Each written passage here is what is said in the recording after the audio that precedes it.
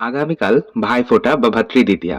ভাইফোঁটা বা ভাতৃদ্বিতীয়াতে মোটামুটি আমাদের কিন্তু বাড়িতেই সমস্ত মিষ্টি বানানো হয়। ৫ রকম মিষ্টি সাজিয়ে প্লেটে দিদি বোনেরা আমাদের দেয়, আমরা আবার দিদি বোনেদেরও প্লেট সাজিয়ে দিই। তখন যে ৫ রকম মিষ্টি দেওয়া হয়, সেই ৫ রকম মিষ্টি মোটামুটি বাড়িতেই বানানো হয়। আর প্রত্যেক বছর একেকবার একেক রকম মিষ্টি বানানো হয়ে থাকে। এবার যে মিষ্টিগুলো বানানো হচ্ছে, যে ৫ রকম মিষ্টি বানানো হচ্ছে, আমি ভাবলাম সেগুলো আপনাদের সাথে শেয়ার করি। তো আজকে আমি তাই একটা এরকম কম্বো ৫ রকম মিষ্টির রেসিপি শেয়ার করছি।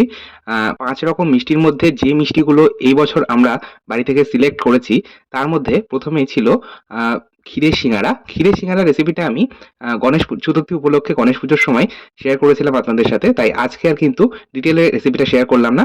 আমি সিঙ্গারাগুলো শেষ ব্যাচের সিঙ্গারাগুলো ভাজতেই আমি ভিডিওটা শুরু করলাম। আচ্ছা, এবার আমরা 2nd মিষ্টি বানাচ্ছি। 2nd মিষ্টির জন্য আমরা এখানে নিয়ে নিয়েছি ময়দা। বানাচ্ছি ক্ষীরের গজা। ক্ষীরের গজা বানানোর জন্য একটা বড় ছড়ানো থালার মধ্যে নিয়ে নিলাম ৭০০ গ্রাম পরিমাণ ময়দা। এরই মধ্যে দিয়ে দিলাম খুব সামান্য একটু নুন। এই ধরুন 1/4 চা চামচের থেকে একটু বেশি পরিমাণ হবে। যেকোনো মিষ্টি জিনিসে সামান্য একটু নুন ব্যবহার করলে তার স্বাদ কিন্তু আরো দ্বিগুণ মাত্রায় বেড়ে যায়। ব্যবহার করেছি সামান্য একটু চিনি, এই ধরুন ১ চা চামচ মতন। ব্যবহার করলাম বেকিং পাউডার আর বেকিং সোডা। বেকিং পাউডার আর বেকিং সোডা দুটোই কিন্তু ব্যবহার করতে হবে, আর খুব অল্প, অল্প করে। আমি 1/4 চা চামচ করে বেকিং পাউডার আর বেকিং সোডা ব্যবহার করেছি। আচ্ছা, এরই মধ্যে খুব সামান্য একটু জায়ফলের গুঁড়ো দিয়েছি। জায়ফলের গুঁড়োটা যদি একটু ব্যবহার করা হয়, দেখবেন ফ্লেভারটা ভীষণ ভালো আসে। আর তবে জায়ফলের ফ্লেভারটা যেহেতু ভীষণ স্ট্রং হয়, সেইজন্য কিন্তু খুব অল্প পরিমাণেই দিতে হবে।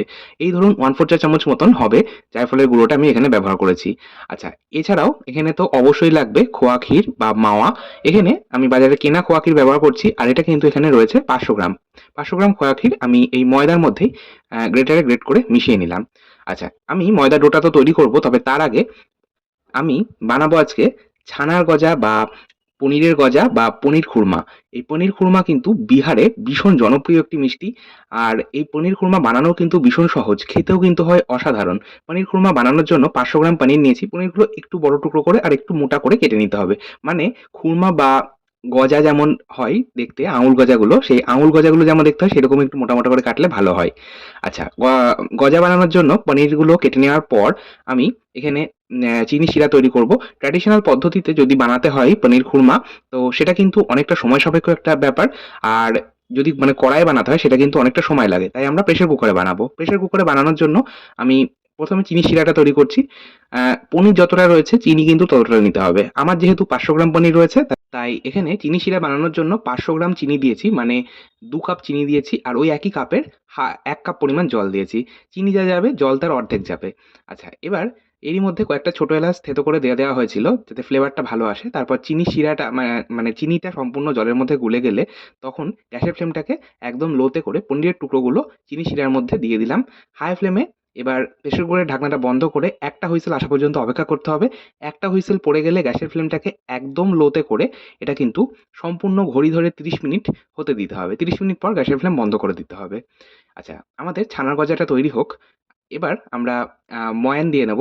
এখানে ময়দার যে ডোটা বানাচ্ছিলাম, সেই ডোটা এবার তৈরি করে নেব। ১ম এ ক্ষীর বা মাওয়াটাকে খুব সুন্দরভাবে ময়দার সাথে মিশিয়ে নিলাম। তারপর এখানে ময়ানের জন্য ঘি ব্যবহার করছি। এখানে ঘি দিয়ে যদি ময়ান দেওয়া হয়, তাহলে স্বাদ ভীষণ ভালো হবে। এটা বলাই বাহুল্য। তবে তেল দিয়ে আপনারা চাইলে ময়ান দিতেই পারেন, যদি ঘি দিয়ে ময়ান দিতে অসুবিধা হয়ে থাকে। সেক্ষেত্রে তেল দিয়ে ময়ান দিতে পারেন। আবার চাইলে তেল আর ঘি মিশিয়েও ময়ান দিতে পারেন। তবে ঘি দিয়ে ময়ান দিলে স্বাদ ভীষণ ভালো হবে। আর এটা কিন্তু যদি আপনারা মনে করেন অনেকদিন স্টোর করবেন, সেক্ষেত্রে স্টোর করেও রাখা যাবে অনেকদিন পর্যন্ত। যাই হোক, খুব ভালো করে ময়ানটা দিয়ে নেওয়ার পর আ নরমাল লিকুইড দুধ দিয়ে আমরা ডোটা তৈরি করে নিয়েছি। এখানে জলের পরিবর্তে লিকুইড দুধ দিয়ে যদি ডোটা বানানো হয়, তাহলে বেশি ভালো হয়, যেহেতু এটা একটা মিষ্টি। যাই হোক, ডোটাকে একটু শক্ত করে বানাতে হবে। আমি এর আগেও অনেকবার গজা, নিমকি, সিঙ্গারা এসব বানিয়ে দেখিয়েছি। তো ওই একই কথা আমি ওখানেও বলেছি, এখানেও ওই একই কথা বলব। যেকোনো খাস্তা জিনিসের জন্য যদি ময়দা বা আটার ডো তৈরি করেন, সেটা কিন্তু একটু শক্ত করে তৈরি করবেন। নরমাল রুটি, লুচি, পরোটার মতন নরম ডো তৈরি করবেন না। যাই হোক, আমার ডোটা তৈরি করে নেওয়ার পর এটা কিন্তু আর রেস্টে রাখছি না। আমি সরাসরি এখান থেকে বড়, বড় সাইজের একটু লেচি কেটে নেব।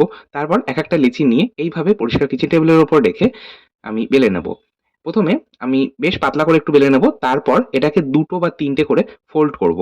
দিয়ে তারপর আবারও বেলে নেব। এইভাবে এই ফোল্ড করার স্টেপটাকে কিন্তু ৩ থেকে ৪ বার করতে হবে। তাহলে গজার মধ্যে লেয়ারটা খুব সুন্দর তৈরি হয়।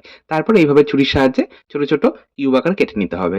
আচ্ছা, এইভাবে আমি গজাগুলো তৈরি করে নিচ্ছি। যেহেতু পরিমাণে বেশি গজাগুলো, তাই গজা বানাতে, বানাতে ভাজতে শুরু করে দেবো, নাহলে আবার অনেকটা লেট হয়ে যাবে। আচ্ছা, এখানে এই তেলের মধ্যে আমরা সিঙ্গারা ভেজেছি। সিঙ্গারা ভাজার পর কিছুটা তেল কমে গেছিল। তো এর মধ্যে আরো খানিকটা তেল দিয়ে দিলাম। তেলটা মিডিয়াম হিট হয়েছে। গ্যাসের ফ্লেমটা এবার আমরা মিডিয়ামে রেখে গজাগুলো ছেড়ে দিলাম। ১ম ব্যাচের গজাগুলো ভাজা হোক।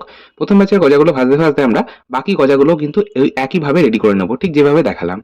আচ্ছা, দেখুন গজাগুলো আমার ভাজা হয়ে গেছে। মোটামুটি ৭ থেকে ৮ মিনিট সময় লাগবে গ্যাসের ফ্লেম মিডিয়ামে রেখে গজাগুলো ভাজতে। এরকম সুন্দর একটা সোনালী রং ধরে গেলে গজাগুলো তেল থেকে ছেঁকে তুলে নিতে হবে। ঠিক এই পদ্ধতিতে সমস্ত গজা ভেজে তুলে নেবেন। এরবার আমরা চিনি শিরা তৈরি করব। গজাগুলো আমরা চিনি সিরাপের মধ্যে দেব। চিনি সিরাপের মধ্যে দেওয়ার জন্য এখানে যে সিঙ্গারার জন্য চিনি শিরাটা বানিয়েছিলাম সেটা কিছুটা রয়ে গেছিল। ওর মধ্যে আমি দিয়ে দিলাম আরো ২ কাপ চিনি। আমার যেহেতু ৭০০ গ্রাম ময়দা, তাই চিনি কিন্তু ৭০০ গ্রামই নিতে হতো। মানে ময়দা যতটা নেবেন চিনিও কিন্তু ততটাই ব্যবহার করতে হবে চিনি সিরাপ তৈরি করার জন্য। তবে আমার যেহেতু এখানে সিঙ্গারার যে চিনি সিরাপটা তৈরি করেছিলাম সিঙ্গারার জন্য, তো সেটা কিছুটা ছিল, তাই আমি অল্প পরিমাণে চিনি দিলাম। এখানে ৫০০ গ্রাম চিনি দিলাম। তারপর এর মধ্যে ওই ৫০০ গ্রাম চিনির জন্য অর্ধেক জল দিলাম। মানে ২ কাপ চিনির জন্য ১ কাপ জল দিলাম। দিয়ে একটা পাতলা শিরা তৈরি করে নিলাম। চিনিটা গলে যাওয়া পর্যন্ত অপেক্ষা করতে হবে। তারপর এর মধ্যে আমি ফ্লেভারের জন্য একটু ছোট এলাচের গুঁড়ো, একটু দিয়েছি আমি ২ পিঞ্চ মতন কেশর বা জাফরান। এতে গন্ধটা ভালো হবে, রংটাও ভালো আসবে। আর অল্প একটু শুকনো গোলাপ ফুলের পাপড়ি দিয়েছি। শুকনো গোলাপ ফুলের পাপড়ি যদি থাকে তাহলে দিতে পারেন। আর যদি না থাকে না দিলেও চলবে। দিয়ে চিনি শিরাটা তৈরি হয়ে গেলে আমি ভেজে রাখা গজাগুলো এর মধ্যে দিয়ে দিলাম। এগুলো মানে গজাগুলো চিনি শিরার মধ্যে দিয়ে কিন্তু আর ফোটানোর প্রয়োজন নেই। আমি একটা বড় পাত্রের মধ্যে এটা নামিয়ে নিলাম। আমাদের ক্ষীরের গজা একদম তৈরি। অপরদিকে প্রেসার কুকারের স্টিমটাও তো রিলিজ হয়ে গেছে। আমি প্রেসার কুকারের ঢাকনাটা আপনাদের খুলে দেখিয়ে দিচ্ছি। দেখুন আমাদের ছানার গজাও একদম তৈরি। চিনি শিরাটা যেটা বেঁচে গেছে তার মধ্যে থেকে আমরা এবার গজাগুলোকে তুলে নিচ্ছি। তুলে একটা তার জালির উপর রেখে দিচ্ছি যাতে এক্সট্রা রসটা ঝরে যায়। এই গজাটা খেতে কিন্তু অসাধারণ হয়। আপনারা বাড়িতে একবার বানিয়ে দেখতে পারেন। আর বানানো কিন্তু ভীষণ সহজ যদি প্রেসার কুকারে বানানো হয়। সময় একেবারেই কম লাগে আর খেতেও হয় অসাধারণ। যাই হোক, আমার ছানার গজা বা পনির খুরমা একদম তৈরি। এবার আমি তৈরি করব নারকেল সন্দেশ বা নারকেল বরফি। নারকেল সন্দেশ তৈরি করার জন্য ৩ টে ছোট সাইজের নারকেল আমি কুড়িয়ে নিয়েছিলাম। আমার ২ কাপ নারকেল কোড়া হয়েছে। আমি একটা মিক্সার গ্রাইন্ডারের মধ্যে দিয়ে দিলাম ২ কাপ নারকেল কোড়া। নারকেলটাকে প্রথমে একটু ঘুরিয়ে কমিয়ে নিলাম যেহেতু নারকেলটা পরিমাণে বেশি। তারপর এর মধ্যে দিয়ে দিলাম চিনি। নারকেলের অর্ধেক পরিমাণ চিনি ব্যবহার করতে হবে। আমার যেহেতু ২ কাপ নারকেল কোড়া হয়েছে তাই আমি কিন্তু এখানে ১ কাপ চিনি ব্যবহার করলাম ওই একই কাপ মেপে। আর ব্যবহার করলাম ফ্লেভারের জন্য ৪-৫ টা ছোট এলাচ। আর তারপর এটাকে আমি আরো একবার গ্রাইন্ড করে নিয়ে এই এটাকে একদম মিহি পেস্ট তৈরি করার জন্য ব্যবহার করলাম দুধ। দুধটা আমার আগেই জাল দেওয়া ছিল। এখানে কিন্তু কাঁচা দুধ ব্যবহার করছি না। দুধটা আমার আগেই জাল দিয়ে নরমাল টেম্পারেচারে রাখা ছিল। আচ্ছা, দুধটা দেওয়ার পর ও আচ্ছা, দুধের পরিমাণটা আপনাদের বলে দিই। এখানে কিন্তু আমার ১.৫ কাপ দুধ লেগেছে। ১ম এ ১/২ কাপ দুধ দিয়ে আমি এটা ব্লেন্ড করলাম। দেখলাম আরেকটু দুধ প্রয়োজন, না হলে মিহি পেস্ট হচ্ছে না। তাই আমি এখানে কিন্তু আরো ১ কাপ দুধ ব্যবহার করেছি। ওই একই কাপ মেপে, মানে যে কাপ মেপে নারকেল নিয়েছি সেই কাপ মেপেই আমার ১.৫ কাপ দুধ লেগেছে। আচ্ছা, সমস্তটা ভালোমতো ব্লেন্ড করে নেওয়ার পর যে কড়াইয়ের মধ্যে আমরা এই নারকেলের মিশ্রণটা পাক দেবো, সেই কড়াইয়ের মধ্যে আমি মিশ্রণটা ঢেলে নিলাম। তারপর গ্যাসের ফ্লেমটাকে হাই ফ্লেমে রেখে ১ম এ ৫ মিনিট এটা হতে দিলাম। খুব ভালোভাবে যখন ফুটে যাবে তখন গ্যাসের ফ্লেম কিন্তু একদম লোতে করে দিতে হবে। লোতে করেই এটা কিন্তু আমাদের সন্দেশটা পাক দিতে হবে। তার একটাই কারণ, না হলে সন্দেশের রংটা বদলে যাবে, লালচে রং হয়ে যাবে। একদম সাদা ধবধবে রং আনার জন্য আমাদের কিন্তু গ্যাসের ফ্লেম লোতে রেখে আমাদের এটা পাক দিতে হবে। একটু সময় লাগবে ঠিকই, তবে খেতে কিন্তু হয় অসাধারণ। আর এই নারকেলের পাকটা দিতে আমার এক্সাক্ট সময় লেগেছে কিন্তু ২৫ মিনিট।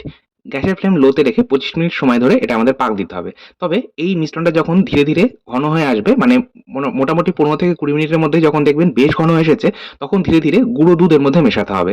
আমি এখানে সম্পূর্ণ ১ কাপ গুঁড়ো দুধ মিশিয়েছি। তবে সেটা কিন্তু একবারে নয়, অল্প, অল্প করে মিল্ক পাউডারটা মেশাতে হবে। তবে হ্যাঁ, এখানে আপনারা চাইলে মিল্ক পাউডারের পরিবর্তে ক্ষীর ব্যবহার করতে পারেন। ক্ষীর মানে খোয়া ক্ষীর বা মাওয়া গ্রেট করে এর মধ্যে মেশাতে পারেন। আর চাইলে আপনারা বাড়িতেও কিন্তু ক্ষীর বানিয়ে নিয়ে সেটাও এর মধ্যে মেশাতে পারেন। যেটা আপনাদের ইচ্ছে সেটাই কিন্তু করতেই পারেন।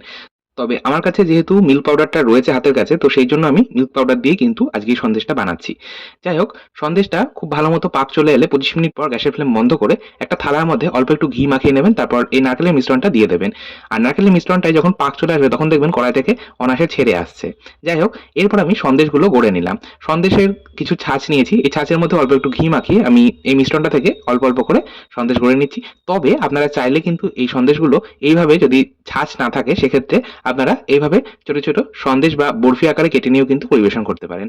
আচ্ছা, আ তবে অবশ্যই যে থালার মধ্যে আপনারা সন্দেশটা সেট হওয়ার জন্য রাখবেন সেখানে কিন্তু অবশ্যই একটু ঘি মাখিয়ে নেবেন, তাহলে সন্দেশটা তুলতে সুবিধা হবে। আচ্ছা, সন্দেশটা এবার সেট হোক, মোটামুটি 30 থেকে 35 মিনিট সময় লাগবে এটা সেট হতে বা সম্পূর্ণ ঠান্ডা হতে। আচ্ছা, এবার আমি চলে যাচ্ছি পরবর্তী স্টেপে বা পরবর্তী মিষ্টি তৈরি করতে। একটা থালার মধ্যে আমি নিয়ে নিলাম আ ৩০০ গ্রাম পরিমাণ মাওয়া বা খোয়া ক্ষীর, আর ওরই মধ্যে নিয়ে নিলাম ১০০ গ্রাম পনির। এই খোয়া ক্ষীর আর পনিরটাকে গ্রেটারে গ্রেট করে নিলাম। এবার হাতের তালু দিয়ে খুব সুন্দর করে এটাকে কিন্তু মেখে নিতে হবে। খেয়াল রাখবেন কোনো রকম বড় দানা যেন না থাকে। দেখবেন সুন্দর করে মিনিট ২-৩ এক যদি মাখা হয় তাহলে কিন্তু এটা একটা ডো বা মন্ডে পরিণত হবে। দেখুন একটা মন্ড তৈরি হয়ে গেছে। এবার এর মধ্যে আমরা আরো কিছু উপকরণ ব্যবহার করব। যার মধ্যে আমি দিচ্ছি আ ২.৫ টেবিল চামচ কর্নফ্লাওয়ার। তবে আমার কর্নফ্লাওয়ারটা কিন্তু এখানে পরবর্তীতে আরো ৩ টেবিল চামচ প্রয়োজন পড়েছিল। কর্নফ্লাওয়ার বা অ্যারারুট আপনারা এখানে ব্যবহার করতে পারেন, আবার চাইলে ময়দাও ব্যবহার করতে পারেন। যেটা আপনাদের ইচ্ছে সেটাই ব্যবহার করতে পারেন। তবে আমি ১ম এই কর্নফ্লাওয়ারটা অল্প পরিমাণে ব্যবহার করেছি। কারণ যদি বেশি হয়ে যায় তাহলে আবার মিষ্টিগুলো শক্ত হয়ে যাবে। তাই ১ম এ অল্প পরিমাণ দিয়ে আমি একবার একটা চেক করে নেব। তারপর আরো একটু কর্নফ্লাওয়ার এড করব। যাই হোক, কথা বলতে, বলতে এর মধ্যে আমি আরো কিছু উপকরণ নিয়েছি, যেমন ২ চা চামচ নিয়েছি চিনি, ১ চা চামচ নিয়েছি সুজি, অল্প একটু ছোট এলাচের গুঁড়ো নিয়েছি। মোটামুটি ৬ থেকে ৭ টা ছোট এলাচ হামানদিস্তায় খোসাটা ছাড়িয়ে শুধু দানাগুলো গুঁড়ো করে নিয়েছিলাম, সেটাই নিয়েছি। আর অল্প একটু দিয়েছি বেকিং পাউডার। বেকিং সোডা কিন্তু দিইনি। এখানে কিন্তু শুধুমাত্র বেকিং পাউডার ব্যবহার করেছি। আর সেটা হলো 1/4 টিস্পুন বা 1/4 চা চামচ। আর ব্যবহার করেছি ১ চা চামচ ঘি। এবার এই সমস্তটাকে মিশিয়ে নিলাম ১ম এ। তারপর অল্প, অল্প করে এই যে ছানা আর আ ক্ষীরের মিশ্রণটা তৈরি করেছিলাম, একটা মন্ড তৈরি করেছিলাম, সেটার মধ্যে মিশিয়ে নিলাম। আচ্ছা, এখানে আপনাদের একটা কথা বলে রাখি, আপনারা যদি এখানে আমার মতন পনির ব্যবহার করেন, সেক্ষেত্রে অবশ্যই ফ্রেশ পনির ব্যবহার করবেন। আ মানে বাজারে বর্তমানে প্যাকেটজাত পনির পাওয়া যায়, সেই প্যাকেটজাত পনির দিয়ে কিন্তু আপনারা কখনোই আ মিষ্টি বানাতে যাবেন না। আপনারা একদম ফ্রেশ পনির, মানে মিষ্টির দোকানে যে পনির পাওয়া যায় সেটা আপনারা ম্যা ব্যবহার করতে পারেন। খোলা পনির ম্যা ব্যবহার করতে পারেন। তবে প্যাকেটজাত পনির ব্যবহার করবেন না। যাই হোক, আ এটা বলে দিলাম। আচ্ছা, এবার আমি মন্ডটা তৈরি করার পর একটা ছোট্ট বল বানিয়ে ১ম এ আমি তেলের মধ্যে ছেড়ে দেখে নিলাম। দেখুন এটা ভেঙে যাচ্ছিল। ওই যে বলেছিলাম ময়দা বা কর্নফ্লাওয়ারের পরিমাণ যদি কম হয় তাহলে কিন্তু মিষ্টিটা ভেঙে যাবে। তাই ১ম এ আমি অল্প পরিমাণ কর্নফ্লাওয়ার দিয়ে একটা বল বানিয়ে দেখে নিলাম। তেলের মধ্যে ছেড়ে, তেলের মধ্যে এটা দিলাম, ভেঙে যাচ্ছে। তাই আমি পরবর্তীতে আরো ৩ টেবিল চামচ কর্নফ্লাওয়ার ব্যবহার করলাম। আর কর্নফ্লাওয়ারটা দিয়ে এবার মিশিয়ে নিলাম। তারপরে ওই একইভাবে একটা ছোট্ট বল বানিয়ে তেলের মধ্যে ছেড়ে রেখে নিলাম। দেখুন এবার কিন্তু বলটা ভাঙছে না। তেলের মধ্যে খুব সুন্দরভাবে ভাজা হচ্ছে। তাই এবার বোঝা গেল যে আমাদের এই ডোটা এটা কিন্তু একদম পারফেক্ট তৈরি হয়েছে। আরো একটা উপায় রয়েছে, তবে এটা যারা খুব পটু মিষ্টি বানাতে তারা কিন্তু দেখেই বুঝতে পারবে। সেটা হচ্ছে এই যে বলটা যখন বানাবেন তখনই দেখবেন বলের গায়ে যদি ক্র্যাক থাকে বা ফাটা থাকে কোনো, তাহলে কিন্তু বুঝতে হবে এতে ময়দা বা কর্নফ্লাওয়ারের পরিমাণটা কম আছে। এটা যারা খুব মিষ্টি বানায় বা একদম পটু তারা দেখেই বুঝতে পারবে। তবে যারা পটু নয় বা ঠিক কম মিষ্টি বানায় বাড়িতে, তারা কিন্তু এইভাবে দেখে নেবেন। মানে তেলের মধ্যে একটা বল ১ম এ বানিয়ে ছেড়ে দেখে নেবেন। যদি ফেটে যায় তাহলে বুঝতে হবে ময়দা বা কর্নফ্লাওয়ার বা অ্যারারুটের পরিমাণটা কম রয়েছে। সেক্ষেত্রে আরো একটু বাড়িয়ে নেবেন, দিয়ে ডোটা তৈরি করবেন। যাই হোক, আ এবার আমি এই ডোটা থেকে ছোট, ছোট এইরকম গোলাপ জামুন তৈরি করে নিলাম। মানে গোলাপ জামুনের বল তৈরি করে নিলাম। আর এগুলো আমি বানাচ্ছি আঙ্গুরি গোলাপ জামুন। এই আঙ্গুরি গোলাপ জামুন কিন্তু ছোট, ছোট দেখতে হয়, ভীষণ কিউট দেখতে হয়। এটা সাধারণত চিনি শিরার মধ্যে দিয়েও পরিবেশন করা হয়, আবার রাবড়ির উপর দিয়েও পরিবেশন করা হয়। তবে আমরা ভাইফোঁটাতে এবার ঠিক করেছি আ রাবড়ির উপর দিয়ে পরিবেশন করব। রাবড়ির রেসিপিটা আজকে আমি শেয়ার করব না। এর আগে আমি ইনস্ট্যান্ট রাবড়ি আপনাদের সাথে শেয়ার করেছি। আপনারা যদি চান সেই রেসিপিটা দেখে নিতে পারেন। যাই হোক, গোলাপ জামুনগুলো ভাজার জন্য তেলের পরিমাণটা কিন্তু একটু বেশি রাখবেন, যাতে প্রত্যেকটা গোলাপ জামুন তেলের মধ্যে ডুবে থাকে বা একদম তেলের তলায় থাকে। সেইভাবে কিন্তু আমাদের তেলটা দিতে হবে। আর তেলটা কিন্তু আমাদের মিডিয়াম হিট করতে হবে। একদম গরম তেল করে ফেলবে না। তেলটা আ মিডিয়াম হিট রাখতে হবে। তারপর গোলাপ জামুনগুলো তেলের মধ্যে দিয়ে মোটামুটি ৩ থেকে ৪ মিনিট একদম মিডিয়াম আঁচে ভেজে তুলে নেবেন। আচ্ছা, এবার আমরা চিনি সিরাপ তৈরি করছি। যে প্রেসার কুকারের মধ্যে আমি গজাটা তৈরি করেছিলাম, ছানার গজা, তার মধ্যে কিছুটা রস রয়ে গেছিল। ওর মধ্যেই আমি দিয়ে দিলাম ২ কাপ চিনি আর ১ কাপ পরিমাণ জল। চিনি আর জল দেওয়ার পর চিনিটা সম্পূর্ণ জলের মধ্যে মিশে গেলে এর মধ্যে দিয়ে দিলাম ওই যে ছোট এলাচের খোসাগুলো রেখে দিয়েছিলাম, সেই ছোট এলাচের খোসাগুলো দিয়ে দিলাম। আর দিয়ে দিলাম ১ পিঞ্চ কেশর বা জাফরান, আর দিয়ে দিলাম গোলাপ জল। যেহেতু গোলাপ জামুন তাই অল্প একটু গোলাপ জল ব্যবহার করলাম। দিয়ে আমি এবার আ ভেজে নেওয়া গোলাপ জামুনগুলো দিয়ে দিলাম চিনি শিরার মধ্যে। আর চিনি শিরার মধ্যে দেওয়ার পর জাস্ট ১ মিনিট একটু ফুটিয়ে নেবেন হাই ফ্লেমে। তারপর গ্যাসের ফ্লেম বন্ধ করে ১ ঘন্টা রেখে দেবেন। তাহলে কিন্তু গোলাপ জামুনের মধ্যে রসটা খুব সুন্দরভাবে ঢুকে যাবে। আচ্ছা, এবার আমি সমস্ত মিষ্টি একত্রিত করে নিচ্ছি। তৈরি হয়ে গেল আমাদের ক্ষীরের গজা, ক্ষীরের সিঙ্গারা। এছাড়াও রয়েছে পনির খুরমা বা ছানার গজা, যেটাই আপনারা বলেন। আর রয়েছে নারকেল বরফি বা নারকেল সন্দেশ। আচ্ছা, নারকেল বরফি বা নারকেল সন্দেশটা বড্ড আ ফাঁকা, ফাঁকা লাগছে। একটু সাজানো গোছানোর জন্য আমি একটু পেস্তা গুঁড়ো করে নিয়েছি হামানদিস্তার মধ্যে। এই পেস্তা গুঁড়োটা উপর থেকে ছড়িয়ে দেবো। এতে করে দেখতে সুন্দর লাগবে। আর অবশ্যই সন্দেশগুলো খাওয়ার সময় পেস্তার গুঁড়ো মুখে পড়লে খেতেও ভালো লাগবে। তবে এটা একেবারেই অপশনাল। আর রয়েছে আমাদের আঙ্গুরি গোলাপ জামুন। ব্যাস, ৫ রকম মিষ্টি খুব সহজেই বাড়িতে তৈরি হয়ে গেল। আপনারাও চাইলে এইভাবে বাড়িতে নিজেদের হাতে করে নিজেদের ভাই, বোন, দাদা, দিদিদের জন্য বানিয়ে নিতে পারেন।